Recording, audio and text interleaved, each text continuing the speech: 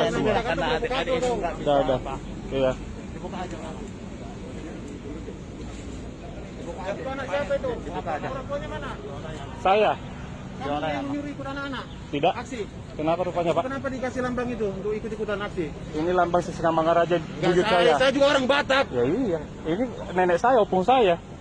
Saya berhak memakai bendera atribut opung saya. Jakarta ini anak-anak kau libatkan, unjuk rasa.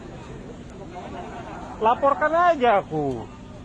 Kalau misalnya anakku keberatan ikut, dia ingin Danau Toba lestari. Gak ada pemikiran jadi orang Toba lestari. Lah, marga apa lah? Gak perlu kau tahu marga saya. Wow. Sombong kali. Tandai dulu kau. Aturan di sini Jakarta. Bukan kau polisi, kau sama masyarakat itu harus ngomongnya. Kita baik-baik, kita ikut. Bicara, jangan kau marah-marah di sini. Udah. Seolah-olah kau yang punya negara ini. Ada abang itu ya. Udah, diam. Kita baik-baik belajar aturan. Udah.